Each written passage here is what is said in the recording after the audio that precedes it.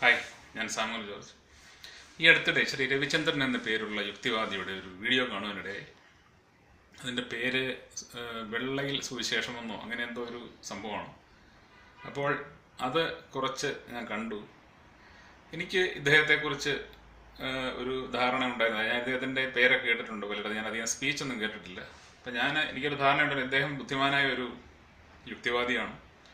അദ്ദേഹത്തിൻ്റെ വാദഗതികൾക്കൊക്കെ എന്തെങ്കിലും ഒരു കഴമ്പുണ്ടാകുമെന്നൊക്കെ ഞാൻ ധരിച്ചിരുന്നു. പക്ഷേ ഇദ്ദേഹത്തിൻ്റെ ഈ വീഡിയോ കണ്ടപ്പോൾ ഇദ്ദേഹം ചിന്തിക്കുന്ന നിലവാരം വളരെ താഴ്ന്ന നിലവാരമാണെന്നും അതുപോലെ തന്നെ പഠിച്ചിട്ടോ അല്ലെങ്കിൽ ശരിയായിട്ട് മനസ്സിലാക്കിയിട്ടോ അല്ല സംസാരിക്കുന്നതെന്നും എനിക്ക് മനസ്സിലായി. അപ്പോൾ അതിൻ്റെ കുറച്ച് ഭാഗങ്ങളെ ഞാൻ കേട്ടുള്ളൂ. കാര്യം നമ്മളൊരു കേൾക്കാൻ താല്പര്യത്തോടെയാണ് ഇരിക്കുന്നെങ്കിൽ ശരി, ആ വാദഗതികളൊക്കെ കേൾക്കുമ്പോൾ അദ്ദേഹത്തിൻ്റെ പെരുമാറ്റവും ബോഡി ലാംഗ്വേജും ഒരു എന്താണ് പറയുന്നത്, വളരെ തരം താഴ്ന്ന നിലവാരത്തിലുള്ള ഒരു പ്രസൻറ്റേഷൻ ആയിരുന്നു അദ്ദേഹം നടത്തിയത്. അപ്പോൾ അതിൻ്റെ കുറച്ച് ഭാഗങ്ങളെ ഞാൻ കേട്ടുള്ളൂ. പക്ഷേ ഇതിന് ഒരു മറുപടി, ഡീറ്റെയിലായിട്ട് അദ്ദേഹത്തിൻ്റെ ആ വീഡിയോയ്ക്ക് ഒരു മറുപടി എൻ്റെ ഒരു സുഹൃത്താണ്. അദ്ദേഹം ശ്രീ ഷിബു പിടിയേക്കൽ എന്ന് പറയും, US ലാണ് താമസിക്കുന്നത്. അപ്പോൾ അദ്ദേഹം അതിന് ഡീറ്റെയിലായിട്ട് 2.5 മണിക്കൂർ വരുന്ന ഒരു വീഡിയോ മറുപടിയായിട്ട് ഇട്ടിട്ടുണ്ട്. അതുകൊണ്ട് അതിൽ എല്ലാ പോയിന്റും കവർ ചെയ്തിട്ടുണ്ട്. അതിൻ്റെ ലിങ്ക് ഞാൻ ഇതിൻ്റെ ഈ വീഡിയോയുടെ ചൂടിൽ കൊടുക്കുന്നുണ്ട്, നിങ്ങൾക്കത് കാണാം. ഞാൻ ഇതിന് ഈ രവിചന്ദ്രൻ്റെ വീഡിയോ കണ്ടതിൽ അതിൽ ഒരൊറ്റ കാര്യത്തിന് മാത്രം ഒരു ചെറിയ മറുപടി കൊടുക്കാൻ വേണ്ടിയാണ് ഈ വീഡിയോ ഇടുന്നത്. അത് ശ്രീ ഷീബു പിടിയേക്കൽ കവർ ചെയ്തതാണ്. എങ്കിൽ അദ്ദേഹം പറയാതിരുന്ന ഒരു കാര്യം അദ്ദേഹത്തെ പോലെ ചിന്തിക്കുന്നവർക്ക് മനസ്സിലാകാനും വേണ്ടിയാണ് പറയുന്നത്. അത് ത്രിത്വ വിശ്വാസത്തെക്കുറിച്ചുള്ള അദ്ദേഹത്തിൻ്റെ കാഴ്ചപ്പാടാണ്. ക്രിസ്ത്യാനികൾ ത്രിയേക ദൈവവിശ്വാസികളാണ്. യഥാർത്ഥ ക്രിസ്ത്യൻ സഭകൾ വിശ്വസിക്കുന്നത് ദൈവം ത്രിയേകനാണെന്നാണ്. അപ്പോൾ ത്രിയേക ദൈവവിശ്വാസം എന്നാൽ എന്താണെന്ന് പലർക്കും അറിയില്ല. അതറിയാത്തത് കൊണ്ട് തന്നെ എതിർക്കുന്ന വിഭാഗങ്ങളാണ്. മുസ്ലിങ്ങൾ എതിർക്കുന്നുണ്ട്, യഹോവസാക്ഷികൾ എന്ന് പറയുന്ന ആൾക്കാരുണ്ട്, അതുപോലെ തന്നെ യേശുനാമക്കാർ, അതുപോലെ തന്നെ മറ്റു പലരും രവിചന്ദ്രനെ പോലുള്ള യുക്തിവാദികളും മറ്റും അതെന്താണെന്ന് മനസ്സിലാക്കാൻ കഴിവില്ലാത്തത് കൊണ്ട് എതിർക്കുന്നുണ്ട്. അവർക്ക് അത് മനസ്സിലാകുന്നില്ല എന്നുള്ളതാണ് സത്യം. അതിനു മുമ്പ് ഞാനിത് പറയുന്നതിന് മറ്റൊരു കാര്യം പറയാൻ ആഗ്രഹിക്കുന്നു. ഞാൻ ഈ വീഡിയോയ്ക്ക് ഒരു മറുപടി കൊടുക്കുമ്പോൾ ഇത് ശ്രീ രവിചന്ദ്രൻ ക്രിസ്തുമതത്തിനെ വിമർശിച്ചതുകൊണ്ട് പിന്നെ വിഷമമുണ്ടായി അല്ലെന്നുണ്ടാൽ അതിൻ്റെ ദേഷ്യത്തിലോ അസഹിഷ്ണുതയിലോ ഒന്നും പറയണമെന്ന് ഞാൻ വിചാരിക്കരുത്. കാരണം അങ്ങനെയൊന്നും ക്രിസ്ത്യൻ വിശ്വാസത്തിലില്ല. കാരണം ക്രിസ്ത്യൻ വിശ്വാസം എപ്പോഴും വളരെ ഓപ്പണാണ്. ആർക്കും വിമർശിക്കാം, ആർക്കും അതിനെതിരെയോ അനുകൂലമായിട്ടോ അതിനെ വിമർശിച്ചോ എന്തും പറയാം. അതിനുള്ള സ്വാതന്ത്ര്യം എല്ലാവർക്കും ഉണ്ട്. അതിനൊന്നും ആരെയും എതിർക്കുകയോ പ്രശ്നമുണ്ടാക്കുകയോ ചെയ്യില്ല. അതിൻ്റെ തെളിവായിട്ട് നിങ്ങൾക്ക് ക്രിസ്ത്യൻ രാജ്യങ്ങളെ നോക്കിയാൽ മതി. ക്രിസ്ത്യൻ രാജ്യങ്ങളിൽ എല്ലാതരം വിശ്വാസങ്ങളുമുണ്ട്. ഈ ക്രിസ്തീയ വിശ്വാസത്തെ അവിടെ ആർക്കും തലനാരിഴ കീറി വിമർശിച്ച് അതിനെതിരെ എന്തും പറയാം. അവർക്കെതിരെ യാതൊരു നടപടികളോ പ്രശ്നങ്ങളോ ഒന്നും ഉണ്ടാവില്ല. മറ്റു ചില വിശ്വാസങ്ങളെക്കുറിച്ച് നിങ്ങൾക്കറിയാം. അതിനെതിരെ പറഞ്ഞു കഴിഞ്ഞാൽ അവിടെ വലിയ പ്രശ്നങ്ങൾ ഉണ്ടാകുന്നുണ്ട്. അവരുടെ വിശ്വാസം സംരക്ഷിക്കാൻ വേണ്ടി അവർ വടിയും വാളും തോക്കും ബോംബും എടുക്കുന്നുണ്ട്. എന്നാൽ ക്രിസ്ത്യൻ വിശ്വാസത്തിൽ അങ്ങനെയൊന്നുമില്ല. ക്രിസ്തീയ വിശ്വാസത്തിൽ വിമർശനങ്ങൾ സ്വാഗതം ചെയ്യുന്നു. കാരണം ക്രിസ്ത്യൻ വിശ്വാസത്തെക്കുറിച്ച് സഭകൾക്ക് ഉത്തമമായ ബോധ്യമുണ്ട്. ക്രിസ്ത്യൻ സഭകൾ എന്ന് പറഞ്ഞാൽ പരമ്പരാഗതമായി 2000 വർഷങ്ങളായിട്ട് നിലനിൽക്കുന്ന സഭകളെയാണ് ഞാൻ പറയുന്നത്.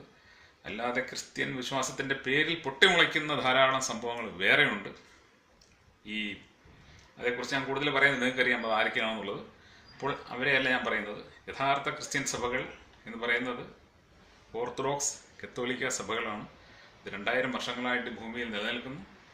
അപ്പോൾ ഈ വിശ്വാസത്തെക്കുറിച്ച് അവർക്ക് ഉത്തമമായ ബോധ്യമുണ്ട്. അതുകൊണ്ട് ഏത് തരത്തിലുള്ള വിമർശനവും എപ്പോഴും സുസ്വാഗതമാണ് അവിടെ ഉള്ളത്. അതുകൊണ്ട് ആ ഒരു ബേസിലല്ല സംസാരിക്കുന്നത്. അതുപോലെ തന്നെ നിങ്ങൾക്കറിയാം, ശാസ്ത്രം ഏറ്റവും അധികം പുരോഗതി പ്രാപിച്ചു നിൽക്കുന്നത് ക്രിസ്തീയ രാജ്യങ്ങളിലാണ്. ശാസ്ത്രത്തിനും നിരീശ്വരവാദത്തിനും യുക്തിവാദത്തിനുമൊക്കെ ഏറ്റവും കൂടുതൽ സാഹചര്യവും അതിനുള്ള സ്വാതന്ത്ര്യവും അല്ലെങ്കിൽ പ്രോത്സാഹനവും എല്ലാം ഉള്ളതും ക്രിസ്ത്യൻ രാജ്യങ്ങളിലാണ്. മറ്റുള്ള രാജ്യങ്ങളെല്ലാം തന്നെ അക്കാര്യത്തിൽ അവരെയാണ് ഡിപ്പെൻഡ് ചെയ്യുന്നതും അല്ല അവരെയാണ് കോപ്പി ചെയ്യുന്നതും നമുക്ക് കാണാം. അപ്പോൾ അതിൽ നിന്ന് മനസ്സിലാവുന്നുണ്ട്, സത്യമറിയാൻ ഉള്ള വഴികൾ ക്രിസ്തീയ വിശ്വാസത്തിൽ എപ്പോഴും ഓപ്പണാണ്.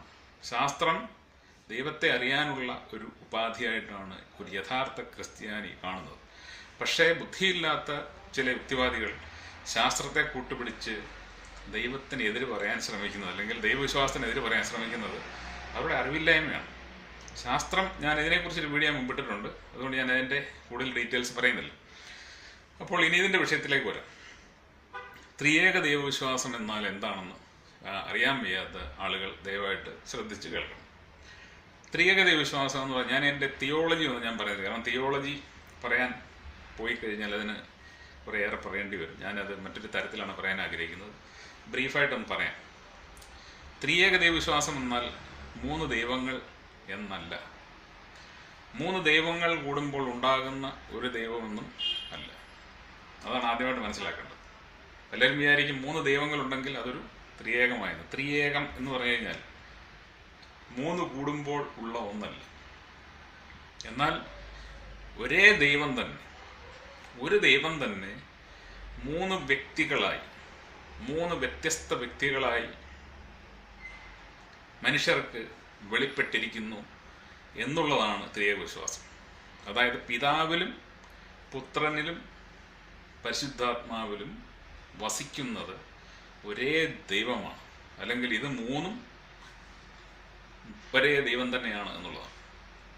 മനസ്സിലായില്ലേ? ഇത് 3 പേരും കൂടെ കൂടുമ്പോഴോ അല്ലെങ്കിൽ ഇവർ 3 പേരും വെവ്വേറെ ദൈവങ്ങളോ എന്നല്ല, ഈ 3 വ്യത്യസ്ത ആളത്വങ്ങളും ഒരു ദൈവം തന്നെയാണ്. അപ്പോൾ ഇത് മനസ്സിലാക്കാൻ മാനുഷിക തലത്തിൽ നിന്നുകൊണ്ട് അല്പം പ്രയാസമുള്ള കാര്യമാണ്. കാരണം നമ്മളെപ്പോഴും ചിന്തിക്കുന്നത് ഭൂമിയിലെ ഏറ്റവും ഉന്നത സ്ഥാനത്ത് നിൽക്കുന്ന ജീവി മനുഷ്യനാണ്. അപ്പോൾ എന്തും നമ്മൾ തുലനം ചെയ്യുന്നത് മനുഷ്യനുമായിട്ടാണ്. മനുഷ്യന് ചെയ്യാൻ സാധിക്കുമോ? അതുകൊണ്ടാണ് ഈ മറ്റ് പല മതവിഭാഗങ്ങൾക്കും, അല്ലെങ്കിൽ ഈ ത്രിയേകത്തിനെ നോക്കിക്കാണുന്ന പലരും അവരുടെ ലിമിറ്റ് അവസാനിക്കുന്നത്, അല്ലെങ്കിൽ അവരുടെ ചിന്താ ലെവൽ അവസാനിക്കുന്നത് മനുഷ്യനിലാണ്. അപ്പോൾ മനുഷ്യന് അത് സാധിക്കുന്നില്ലല്ലോ. ഈ ഭൂമിയിൽ ആർക്കും ചെയ്യാൻ സാധിക്കാത്ത ഒന്ന് എന്നുള്ള തലത്തിലാണ് അവർ ചിന്തിക്കുന്നത്. പക്ഷെ അവരൊന്നും മനസ്സിലാക്കുന്നില്ല, നമ്മൾ പറയുന്നത് പരിമിതികളില്ലാത്ത ദൈവത്തെക്കുറിച്ചാണ് എന്നുള്ളത് അവരറിയുന്നില്ല. അതാണ് അവർക്ക് പറ്റുന്ന മിസ്റ്റേക്ക്. ത്രിയേക വിശ്വാസം നമ്മൾ പറയുന്നത് ദൈവത്തെക്കുറിച്ചാണ്. ദൈവത്തെക്കുറിച്ച് ബൈബിൾ പറയുന്നത് ദൈവം ആദിയും അന്തവുമില്ലാത്തവനാണ്, സർവ്വവ്യാപിയാണ്, സർവശക്തനാണ്. അങ്ങനെ ദൈവത്തിന് ധാരാളം വിശേഷങ്ങളുണ്ട്. അപ്പോൾ ദൈവത്തിന് ആദിയോ അന്തമോ ഇല്ല. ഭൂമി സൃഷ്ടിക്കപ്പെട്ടാണ്, പ്രപഞ്ചം സൃഷ്ടിക്കപ്പെട്ടാണ് ശാസ്ത്രം തന്നെ പറയുന്നുണ്ട്, അതിൻ്റെ ഒരു അവസാനമുണ്ടെന്ന് പറയുന്നുണ്ട്. പക്ഷേ ദൈവത്തിന് ആദിയുമില്ല അന്തവുമില്ല. അങ്ങനെ ആദിയും അന്തവുമില്ലാത്ത ദൈവം അനാദിയായി തത്വമായി നിലകൊള്ളുന്നു എന്നാണ് ക്രിസ്ത്യൻ വിശ്വാസം. അപ്പോൾ പിതാവ്, പുത്രൻ, പരിശുദ്ധാത്മാവ് എന്ന് അവർക്ക് കൊടുത്തിരിക്കുന്ന സ്ഥാനങ്ങളാണ്. അല്ലാതെ ഭൂമിയിൽ കാണുന്നത് പോലെ ഒരു അച്ഛനും മകനും എന്നുള്ള ഒരു നിലയിലോ അല്ലെങ്കിൽ ആ ഒരു രീതിയിലോ അല്ല അത് പറയുന്നത്. ഇനിയും ഇത് കുറെ കൂടെ ഡീറ്റെയിൽ ആയിട്ട് മനസ്സിലാക്കാൻ നമ്മൾ ദൈവ സൃഷ്ടികളിലേക്ക് തന്നെ നോക്കിയാൽ മതിയാകും. ഈ പ്രപഞ്ചത്തെ നമ്മൾ വിളിക്കുന്നത് ദൈവത്തിൻ്റെ സൃഷ്ടി എന്നാണ്, ദൈവം ഉണ്ടാക്കിയ പ്രപഞ്ചം എന്നാണ് നമ്മൾ പറയുന്നത്. പ്രപഞ്ചത്തിന് നമ്മൾ പറയുന്ന മറ്റൊരു പേരാണ് പ്രകൃതി. പ്രകൃതി എന്ന് പറഞ്ഞു കഴിഞ്ഞാൽ എന്താണ്? സ്വഭാവം എന്നാണ് അർത്ഥം. ഒരാളുടെ പ്രകൃതി, അവൻ്റെ സ്വഭാവം. നമ്മൾ ഇംഗ്ലീഷിൽ നേച്ചർ എന്ന് പ്രപഞ്ചത്തെ വിളിക്കുന്നത്, നേച്ചർ. അപ്പം നേച്ചർ അല്ലെങ്കിൽ സ്വഭാവം എന്ന് പറഞ്ഞു കഴിഞ്ഞാൽ അതിനൊരു ഉടമയുണ്ടാകും. സ്വഭാവം മാത്രമായിട്ട് ഒന്നില്ലല്ലോ, ഒരു വെറും സ്വഭാവം എന്നൊന്നില്ല, അതിനൊരു ഉടമയുണ്ടാവും. അപ്പോൾ ഈ പ്രപഞ്ചം എന്ന് പറയുന്നത് ദൈവത്തിൻ്റെ സ്വഭാവമാണ്. അതാണ് നമ്മൾ നേച്ചർ എന്ന് വിളിക്കുന്നത്. നമ്മൾ അങ്ങനെ വിളിക്കുമ്പോൾ നമ്മൾ എന്തുകൊണ്ട് അങ്ങനെ വിളിക്കുന്നത് നമ്മൾ ഒരുപക്ഷെ ഓർത്ത് കാണത്തില്ല, അറിയത്തില്ലായിരിക്കും. നേച്ചർ എന്നതിനെ വിളിക്കുന്നതല്ല, പ്രകൃതി എന്ന് വിളിക്കുന്നത് അത് ദൈവത്തിൻ്റെ പ്രകൃതിയാണ്, ദൈവത്തിൻ്റെ സ്വഭാവമാണ്. അപ്പം ദൈവത്തിൻ്റെ സ്വഭാവത്തിൽ, ദൈവത്തിൻ്റെ പ്രൊഡക്റ്റിൽ, ദൈവം ഉണ്ടാക്കിയിരിക്കുന്ന പ്രൊഡക്റ്റിൽ, അദ്ദേഹത്തിൻ്റെ സ്വഭാവം നിലനിൽക്കുന്ന ഈ പ്രകൃതിയിൽ നമുക്ക് ദൈവത്തെ കാണാൻ പറ്റും. ഒരു പ്രൊഡക്റ്റ് കണ്ടു കഴിഞ്ഞാൽ നമുക്കതിന് നിർമ്മാതാവിനെ കുറിച്ച് മനസ്സിലാവും, അല്ലേ? ഒരു പേന കണ്ടു കഴിഞ്ഞാൽ നമുക്കറിയാം അത് ഒരു പേന ഉണ്ടാക്കുന്ന ഫാക്ടറിയിൽ നിന്ന് ഉണ്ടായി വന്നതാണ്. ഒരു ചോക്ലേറ്റ് കണ്ടാൽ നമുക്ക് മനസ്സിലാവും അതൊരു സ്വീറ്റ്സ് ഉണ്ടാക്കുന്ന ഫാക്ടറിയിൽ നിന്നാണ്. ഒരു ബ്രെഡ് കണ്ടാൽ അതൊരു ബേക്കറിയിൽ നിന്നാണ്. ഒരു കാർ കണ്ടാൽ അതൊരു കാർ നിർമ്മാണശാലയിൽ നിന്നും വന്നതാണ്. ഇങ്ങനെ ഒരു ഉൽപ്പന്നം കണ്ടാൽ ആ നിർമ്മാതാവിനെ നമുക്ക് മനസ്സിലാക്കാൻ പറ്റും. അതേപോലെ തന്നെ പ്രപഞ്ചത്തിലേക്ക് നോക്കിയാൽ നമുക്ക് ദൈവത്തിൻ്റെ സ്വഭാവം തിരിച്ചറിയാൻ പറ്റും. പ്രപഞ്ചം എങ്ങനെയാണ് നിർമ്മിച്ചിരിക്കുന്നത്? പ്രപഞ്ചം നിർമ്മിക്കപ്പെട്ടിരിക്കുന്നത് പദാർത്ഥങ്ങളുടെ 3 വകഭേദങ്ങൾ കൊണ്ടാണ്. അതായത് ഖരം, ദ്രവം, വാതകം. ഖരം, ദ്രവം, വാതകം എന്നീ പദാർത്ഥങ്ങളുടെ 3 വകഭേദങ്ങൾ കൊണ്ടാണ് ഈ പ്രപഞ്ചം സൃഷ്ടിക്കപ്പെട്ടിരിക്കുന്നത്.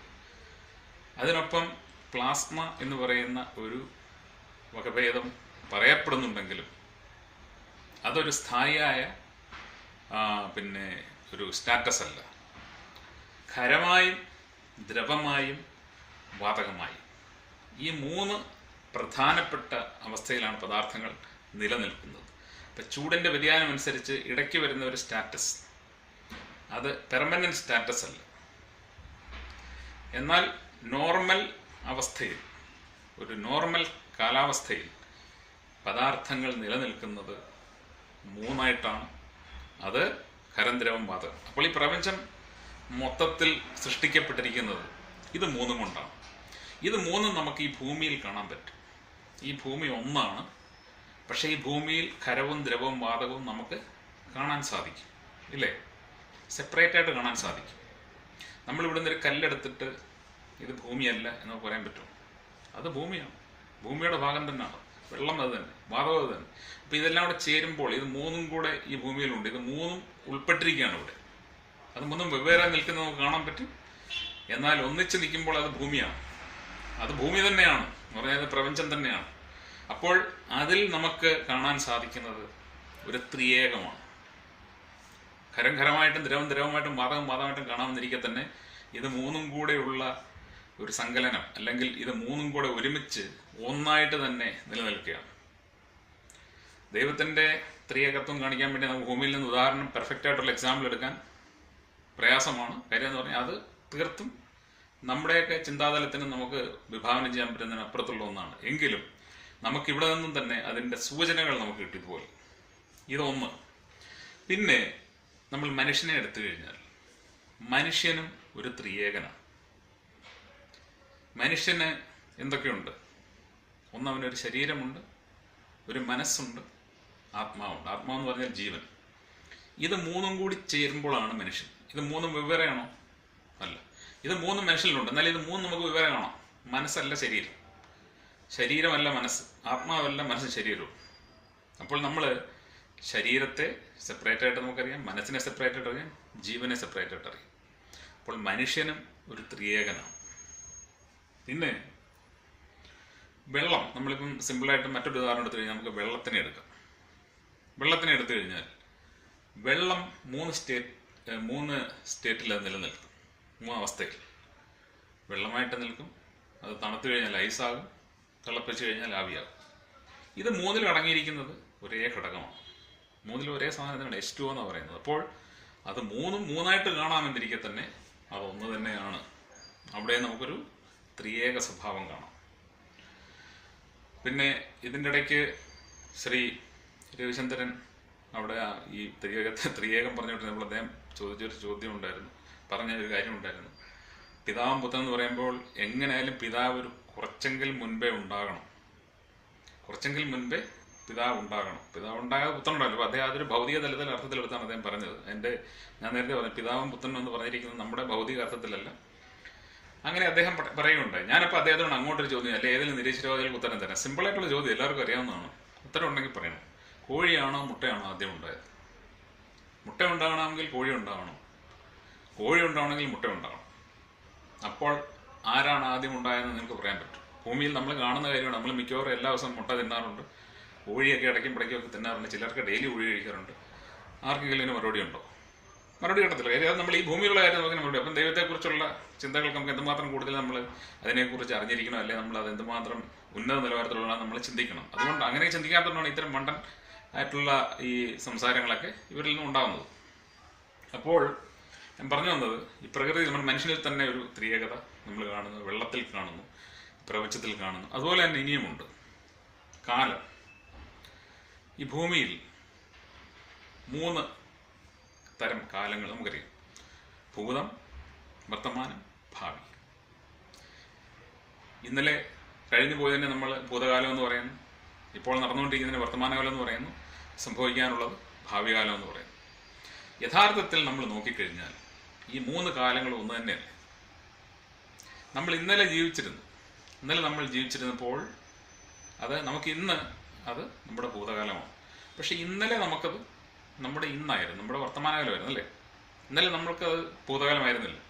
ഇന്നലെ നമുക്ക് നമ്മുടെ വർത്തമാനകാലം, നമ്മൾ ഇന്നലെയാണ് ജീവിച്ചത്. ഇന്ന് നമ്മൾ ജീവിക്കുന്നു, ഇന്നലെ തന്നെ ജീവിക്കുന്നു. നാളെ നമ്മൾ പറയും നാളെ നമ്മൾ ജീവിക്കും. അപ്പം നാളെ നമ്മൾ ജീവിക്കുമ്പോൾ, നമ്മൾ ഇവിടെ നോക്കുമ്പോൾ നാളെ ഭാവി എന്ന് പറയാമെങ്കിലും നമ്മളവിടെ ചെന്ന് അതിലായിരിക്കുമ്പോൾ എന്താണ്, അത് നമ്മുടെ നാളെയുടെ ഇന്നാണ്. അപ്പോൾ ഈ കാലങ്ങളിലുമുണ്ട് ഒരു ത്രിയേക സ്വഭാവം. മൂന്നും ഒന്നാണ്, മൂന്ന് വെവ്വേറെ നമുക്ക് കാണാൻ സാധിക്കും. പിന്നെ മനുഷ്യർക്ക് ഈ ഭൂമിയിൽ ജീവിക്കാൻ ആവശ്യമായ സാധനങ്ങൾ എന്തൊക്കെയാണ്? അതും മൂന്നാണ്. നമുക്ക് എന്ത് വേണം? വായു വേണം, വെള്ളം വേണം, ആഹാരം വേണം. ഒരു മൂന്നിൻ്റെ കണക്കോടെ വരുന്നുണ്ട്. ഇത് മൂന്നും ഉണ്ടെങ്കിൽ ജീവിക്കാൻ പറ്റും. വേറെ എന്തൊക്കെ ഇല്ലെങ്കിലും ശരി, നമുക്ക് ജീവിക്കാം. പക്ഷേ വായുവും വെള്ളവും ആഹാരവും ഇല്ലാതെ ഒരു മനുഷ്യൻ ജീവിക്കാൻ പറ്റില്ല. വളരെ അത്യാവശ്യമായ കാര്യമാണ് വായു, വെള്ളം, ആഹാരം. വേണമെങ്കിൽ ഇതിനെ നമുക്ക് കരം, ദ്രവം, വാതകം എന്ന് വിളിക്കാം. ഇത് മൂന്നുമില്ലാതെ നമുക്ക് ജീവിക്കാൻ പറ്റത്തില്ല. ഇത് മൂന്നും നമുക്ക് അത്യന്താപേക്ഷിതമാണ്. നമ്മുടെ ശരീരത്തിൽ എപ്പോഴും ഇത് മൂന്നും ഉണ്ടായിരിക്കും. പിന്നെ മനുഷ്യൻ്റെ ജീവകാലഘട്ടത്തിനുമുണ്ട് അതിലുമുണ്ടൊരു മൂന്ന്. അവൻ്റെ ബാല്യം, പിന്നെ അവൻ്റെ യൗവനം, പിന്നെ വാർദ്ധക്യം. ഇതിൻ്റെ ഇടയിലെ കാലഘട്ടം ഉണ്ടെങ്കിലും പ്രധാനപ്പെട്ട കാലഘട്ടം നമ്മൾ ബാല്യം, യൗവനം, വാർദ്ധക്യം എന്നിങ്ങനെയാണ്. മധ്യവയസ്സെന്നും കൗമാരം എന്നൊക്കെ അതിൻ്റെ ഇടയ്ക്ക് പറയുന്നുണ്ടെങ്കിലും അതിൻ്റെ ഇമ്പോർട്ടൻ്റ് ആയിട്ടുള്ള 3 സ്റ്റേജും ഇത് മാത്രമാണ്. അപ്പോൾ അവിടെ നമുക്കൊരു മൂന്നിനാണ് കാണാം. അങ്ങനെ ഞാൻ പറഞ്ഞു വന്നത്, നമ്മൾ നമ്മുടെ ഈ ഭൂമിയിലെ ജീവിതത്തിലേക്ക് നോക്കിയാൽ തന്നെ നമുക്ക് ഈ മൂന്നിൻ്റെ കണക്കും പല ത്രിയേകങ്ങളും നമുക്ക് കാണാൻ സാധിക്കും. അതുകൊണ്ട് ദൈവസൃഷ്ടിയിൽ തന്നെ കാണപ്പെടുന്ന ഒരു ദൈവത്തിൻ്റെ സ്വഭാവമാണ് ത്രിയേകത്വം എന്നുള്ളത്. അപ്പോൾ അതിൽ നോക്കി തന്നെ നമുക്ക് മനസ്സിലാക്കാൻ പറ്റും. നമ്മൾ പ്രകൃതിയിലേക്ക് നോക്കി ദൈവത്തെ മനസ്സിലാക്കണമെന്നാണ് എനിക്ക് പറയാനുള്ളത്. യുക്തിവാദം വളരെ നല്ലതാണ്.